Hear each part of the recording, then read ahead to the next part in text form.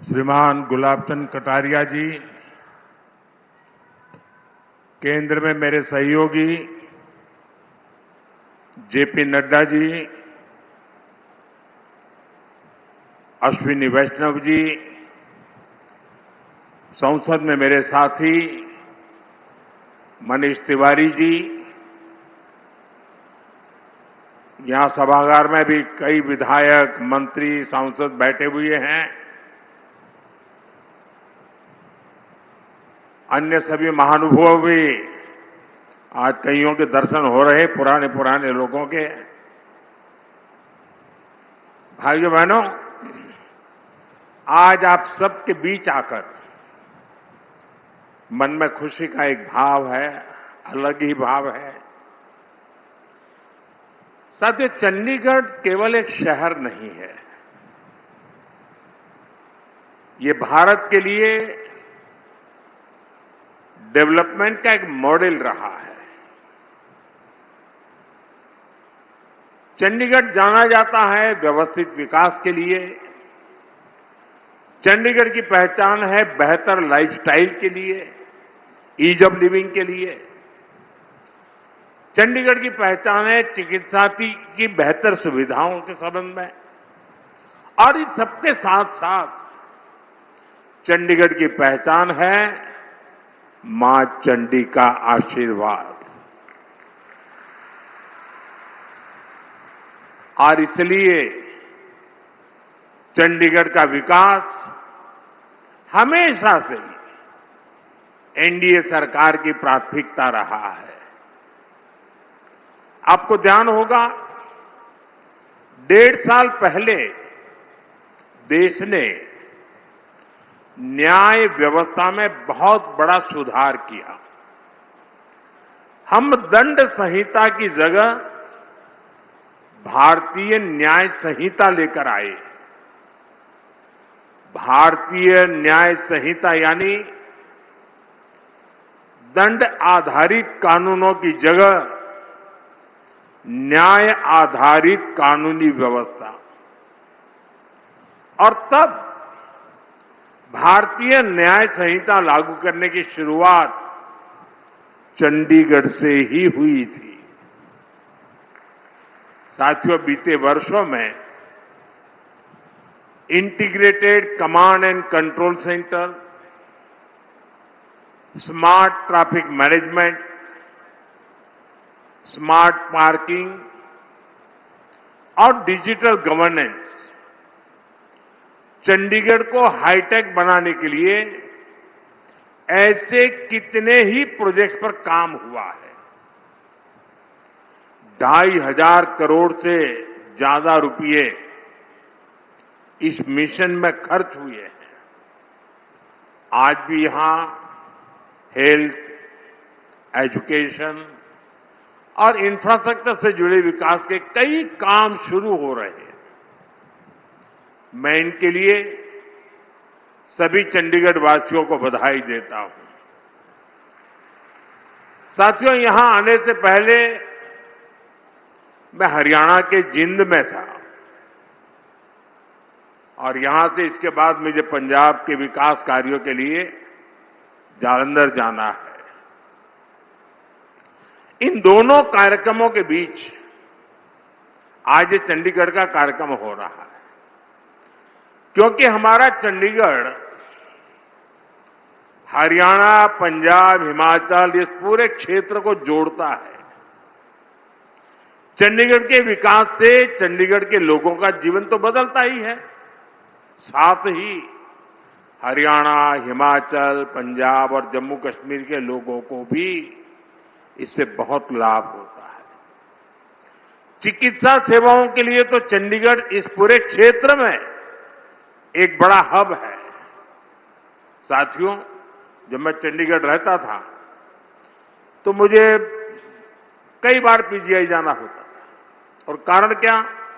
तो कोई न कोई हमारे साथी या उनका परिवार, चाहे जम्मू कश्मीर का हो, पंजाब का हो, हिमाचल का हो, हरियाणा का हो, कोई न कोई बीमार यहां आते थे तो मेरा मिलने जाना बड़ा स्वाभाविक रहता था।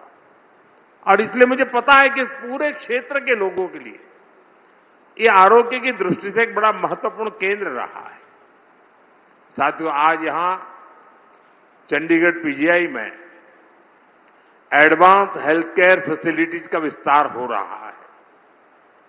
यहां advance neuro science centre, advance mother and child centre और क्रिटिकल केयर हॉस्पिटल ब्लॉक, ये प्रोजेक्ट्स लाखों लोगों को इलाज की और बेहतर सुविधा देंगे। मुझे याद है 2015 में मैं चंडीगढ़ पीजीआई के दीक्षांत समारोह में आया था और मुझे खुशी है कि आज मुझे वर्चुअली भी वहां के सब पुराने साथियों से मिलने का अवसर मिल रहा है। तब से अब तक इस दशक में पीजीआई की क्षमताओं में बड़ा विस्तार हुआ है। मैं पीजीआई चंडीगढ़ के मैनेजमेंट की, यहां के प्रोफेसर्स और युवा डॉक्टर्स की सराहना करता हूं, उन्हें अपनी शुभकामनाएं देता हूं। साथियों, जब हम स्वास्थ्य की बात करते हैं तो हम सब जानते हैं कि इसमें स्वच्छता की कितनी बड़ी भूमिका है। और इसलिए जब हमारी सरकार बनी थी तब हमने देश के लिए स्वच्छ भारत मिशन लॉन्च किया था। देश में करोड़ों शौचालय बनाए गए, भारत को खुले में शौच से मुक्त कराया गया, सार्वजनिक स्थानों की स्वच्छता के लिए अभियान चलाए गए, सफाई हमारी जीवन शैली का हिस्सा बने, इसके लिए अलग अलग इनिशिएटिव शुरू किए गए। हमारे शहरों की स्वच्छ भारत रैंकिंग इसी प्रयास का हिस्सा है और चंडीगढ़ इसमें बेहतर प्रदर्शन का प्रयास भी करता रहता है। साथियों, मैं आज चंडीगढ़ के रिटायर्ड आईपीएस अधिकारी इंद्रजीत सिंह सिद्धू जी की भी सराहना करना चाहूंगा। उनकी पहचान ब्रूम वॉरियर की बनी हुई है। उन्होंने चंडीगढ़ में स्वच्छता को लेकर एक नई अलग जगाई है, लोगों को प्रेरित किया है। इसके लिए हमारी सरकार ने उन्हें इस साल पद्म सम्मान से भी सम्मानित किया है। साथियों, स्वच्छता कोई एक दिन का काम नहीं है। स्वच्छता तो जीवन जीने का तरीका है और मुझे खुशी है कि स्वच्छता को आज के इस कार्यक्रम से भी जोड़ा गया। आज यहां स्वच्छता से स्वागत इस पहल के तहत विशेष सफाई अभियान चलाया गया और मैं देख रहा था सोशल मीडिया में सारे लीडर लोग भी और जनता जनार्दन भी सफाई के काम में लगी थी। देश के अंदर एक खुशी का माहौल था इस सारी चीजों को देख करके। चंडीगढ़ के सभी भाई बहनों को मैं इस पहल के लिए व्यक्तिगत रूप से बड़े गर्व के साथ आप सबको बधाई देता हूं। साथियों, स्वच्छता के ऐसे अभियान देश में अनेक रोगों की रोकथाम में बहुत मददगार साबित हुए हैं। साथियों, एक समय था भारत के हेल्थ सेक्टर पर पूरी दुनिया चिंता जताती थी। किसी बड़ी आपदा का अंदेशा होता था तो लोग सवाल उठाने लगते थे कि भारत में क्या होगा। कोरोना के समय में हमने देखा है कि कैसे भारत ही विश्व की चिंताओं का केंद्र था, लेकिन हमारी सरकार ने भारत का सामर्थ्य भी बदला और विश्व का नजरिया भी बदला। जब कोरोना महामारी आई तो भारत मदद मांगने वाला देश नहीं था, बल्कि भारत दुनिया को मदद भेज रहा था। आज कितने ही देशों से लोग गंभीर बीमारियों के इलाज के लिए भारत आते हैं। भारत मेडिकल टूरिज्म का बड़ा डेस्टिनेशन बनकर उभर रहा है। साथियों, ये बदलाव पिछले 12 वर्षों की ईमानदार कोशिशों और नीतियों का परिणाम है। 12 साल पहले हमने संकल्प लिया था, हमारे देश के लोग स्वास्थ्य सेवाओं के अभाव में नहीं जिएंगे। हमारे देश के लोगों को इलाज की बेहतर सुविधाएं मिलेगी और कम कीमत में मिलेगी। पिछले 12 वर्षों की देश की सफलता इसी संकल्प का परिणाम है। बीते वर्षों में भारत ने अपने हेल्थ केयर इंफ्रास्ट्रक्चर का तेजी से विस्तार किया है। 2014 के बाद देश में 15 नए एम्स को मंजूरी दी गई है। आज देश के अलग अलग हिस्सों में नए एम्स काम कर रहे हैं। देश भर में सैकड़ों नए मेडिकल कॉलेजों की स्थापना की गई है। कैंसर जैसी गंभीर बीमारियों के इलाज के लिए स्पेशलिटी हॉस्पिटल्स की संख्या भी बढ़ी है। यहां चंडीगढ़ में भी होमी भाभा कैंसर हॉस्पिटल बना है, यहां से थोड़ा दूरी पर। 2022 में मुझे इसके लोकार्पण का अवसर मिला था। आज हॉस्पिटल हजारों मरीजों की सेवा कर रहा है। साथियों, गांव-गांव में प्राइमरी हेल्थ केयर सुविधाओं के विकास पर भी ध्यान दिया जा रहा है। हर स्तर पर हेल्थ सिस्टम मजबूत हो, इसके लिए Ayushman Bharat health infrastructure mission शुरू किया गया है।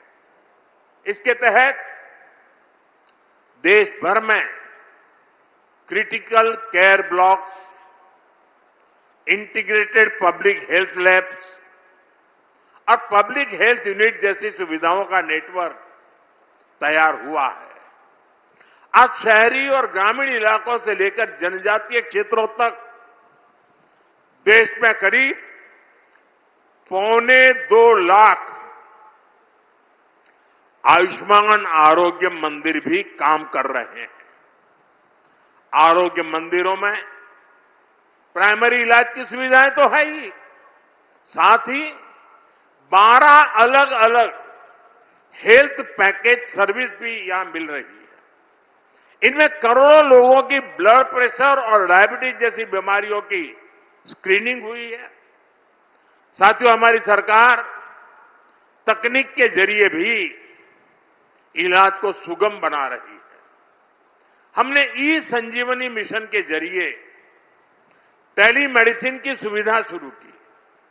इसके तहत आज देश में 48 करोड़ से ज्यादा टेलीमेडिसिन कंसल्टेशन हो चुके हैं। दूर सुदूर इलाकों से भी लोग बड़े अस्पतालों से डॉक्टर से परामर्श कर रहे हैं। साथियों, स्वास्थ्य सेवाओं के इस विस्तार की वजह से आज देश में 90% से अधिक इंस्टीट्यूशनल डिलीवरी हो रही है।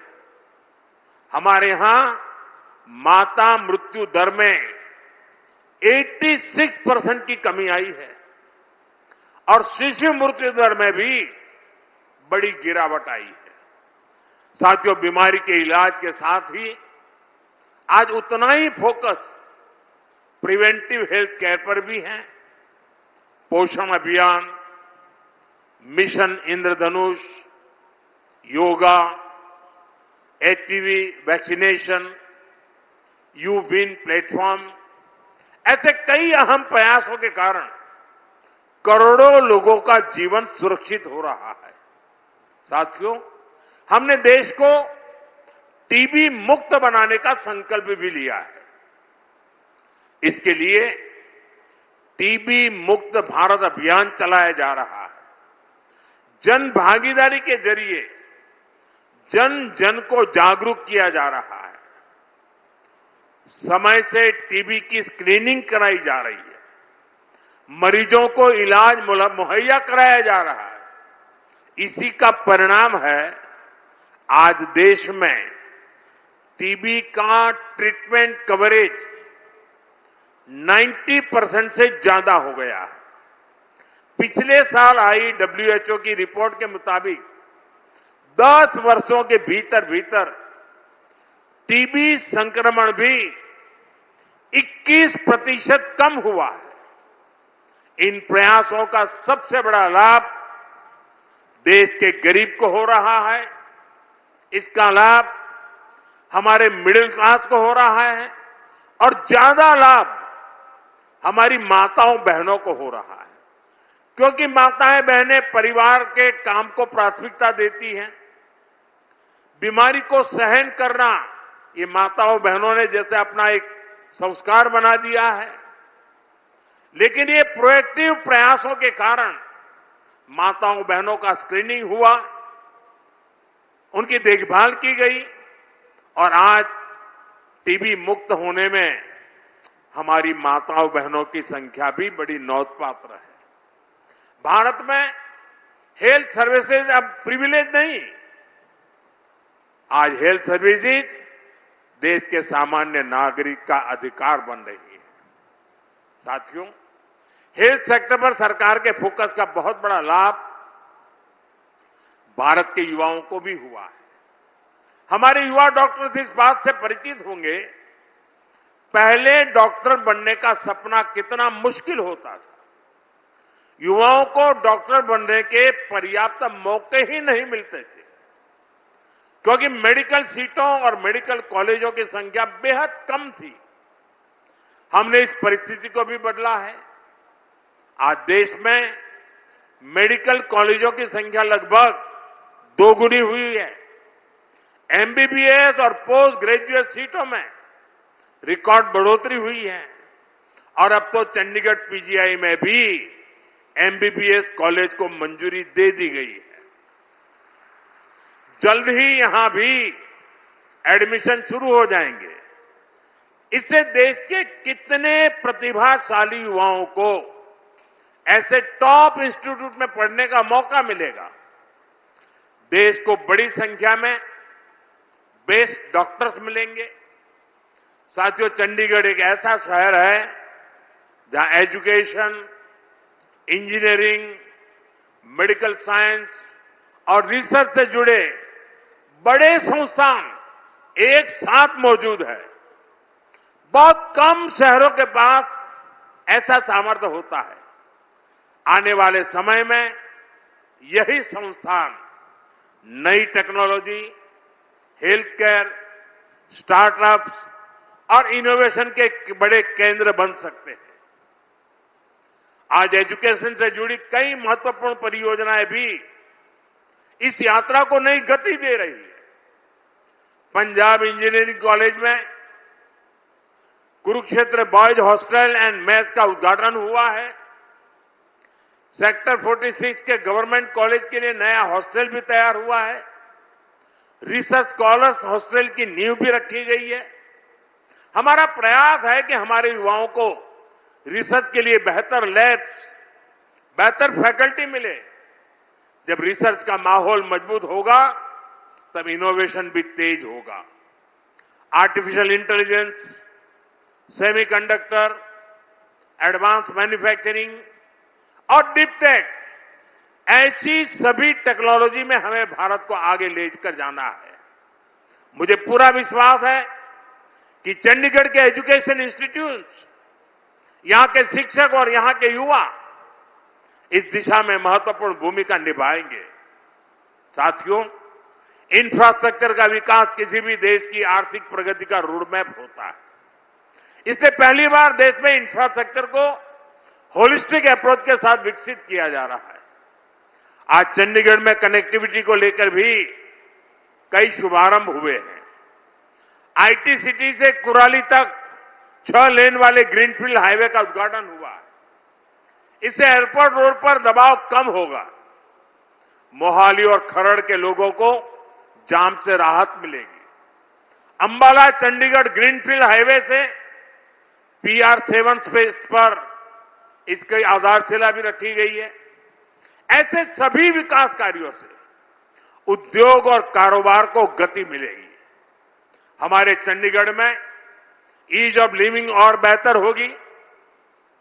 साथियों, रीजनल कनेक्टिविटी पर फोकस बढ़ाते हुए आज जालंधर में रेलवे से जुड़े प्रोजेक्ट का भी लोकार्पण होने वाला है। इसका लाभ पंजाब के साथ साथ इस पूरे क्षेत्र को होगा। साथ ही आज ही हरियाणा के जिंद से सोनीपत के लिए देश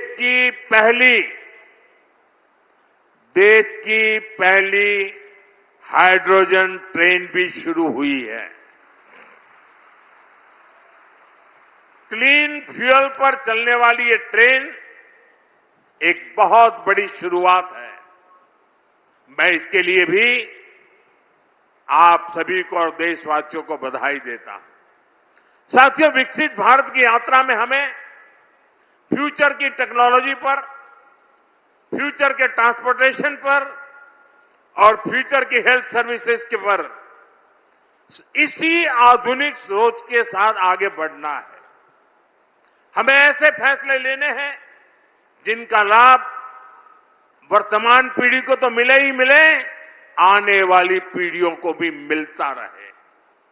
हमें ऐसे संस्थान बनाने हैं जो समय के साथ और मजबूत हो जाएं। बीजेपी एनडीए सरकार इसी दिशा में तेजी से आगे बढ़ रही है। मैं चंडीगढ़, पंजाब, हरियाणा, हिमाचल और इस पूरे क्षेत्र के लोगों को इन नई परियोजनाओं के लिए फिर से बहुत बहुत बधाई देता हूं। आप सबका बहुत बहुत धन्यवाद। मेरे साथ बोलिए, भारत माता की, भारत माता की, भारत माता की।